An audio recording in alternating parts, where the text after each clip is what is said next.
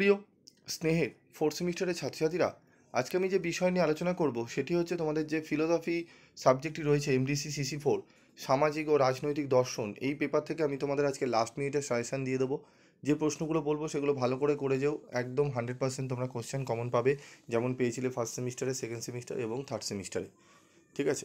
এবং তোমরা জানো সেকেন্ড সেমিস্টার থার্ড সেমিস্টারে তোমাদের যে প্রশ্ন অন্য জায়গায় ছিল বা তোমরা বই কিনেছিলে, প্রচুর প্রশ্ন ছিল। সেখান থেকে আমি বাছাই করে তোমাদের 7-8টা প্রশ্ন করে দিয়েছিলাম, সেখান থেকেই প্রশ্ন তোমরা কমন পেয়েছো।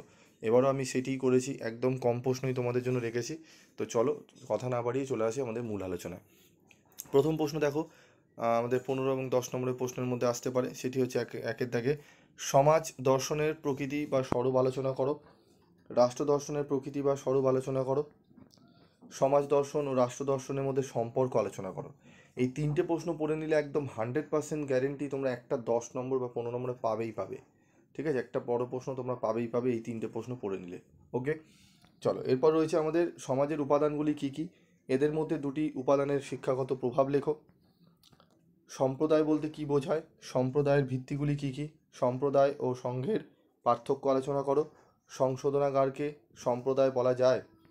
তারপর রয়েছে দেখো সংঘ সমিতি বলতে কি বোঝায়, সংঘ ও প্রতিষ্ঠানের মধ্যে পার্থক্য কোথায়, মহাবিদ্যালয় কি সংঘ সমিতি অথবা প্রতিষ্ঠান, তোমার উত্তরের সপক্ষে যুক্তি দাও।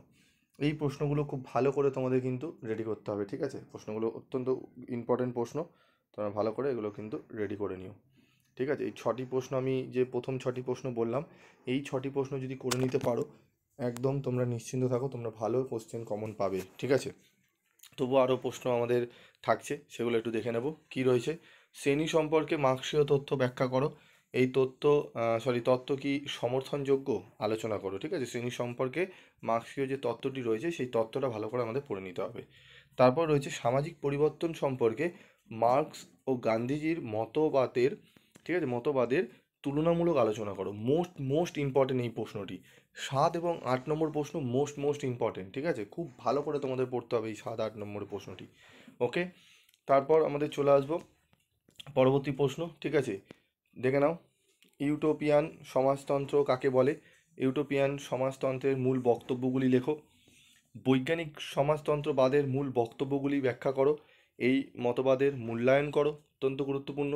টোটাল এখানে 10টা প্রশ্ন আমি রেখেছি। এই 10টা প্রশ্ন যদি ভালো করে নিতে পারো, একদম তোমরা নিশ্চিন্ত থাকো 100% কোশ্চেন কমন পাবে। এই সিলেবাসটি কিন্তু খুব ছোট নয়, খুব বড়, অনেক প্রশ্ন থাকে। তবু আমি এখান থেকে বাছাই করে তোমাদের মাত্র 10টি প্রশ্ন বলে দিলাম। প্রথম 3টে প্রশ্ন পড়লে তোমরা একদম 10 নম্বরে না বা 15 নম্বরে বড় প্রশ্ন তোমরা কমন পেয়ে যাচ্ছ, সেটি বলেও দিলাম। 7 এবং 8 নম্বরের প্রশ্নটি আর 10 নম্বরের প্রশ্নটি ভালো করে পড়লে সেখান থেকেও একটা 10 নম্বরে তোমরা বা 15 নম্বরে তোমরা একটা কমন পেয়ে যাবে। ঠিক আছে? তো এই প্রশ্নগুলো ভালো করে রেডি করো। আমি এবার 5 নম্বরের প্রশ্নগুলো নিয়ে আলোচনা করছি, দেখে নেবো। চলো,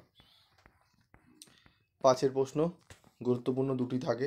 দেখো, সংঘ ও সম্প্রদায়ের মধ্যে পার্থক্য কী, সভ্যতা ও সংস্কৃতির মধ্যে পার্থক্য আলোচনা করো, জাতিভেদ প্রথার বৈশিষ্ট্যগুলি সংক্ষেপে আলোচনা করো, ঐতিহাসিক বস্তুবাদের ওপর সংক্ষিপ্ত টিকা লেখো, ধর্মীয় বিধি ও নৈতিক বিধি সম্পর্কে টিকা লেখো, সামাজিক পরিবর্তন সম্পর্কে মার্ক্স ও গান্ধীজির মতবাদের মধ্যে সংক্ষিপ্তভাবে তুলনা করো।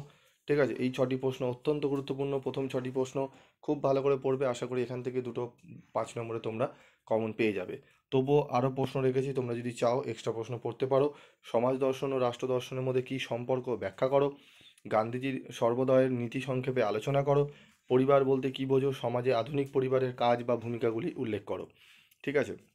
এই প্রশ্নগুলো খুব ভালো করে তোমরা রেডি করো, একদম তোমরা নিশ্চয় থাকো, খুব ভালো পরীক্ষা তোমরা দিতে চলেছো। তো আজকের মতো ভিডিওটি শেষ করছি, দেখা হচ্ছে পরবর্তী ভিডিওতে। সকলে ভালো থাকবে, সুস্থ থাকবে।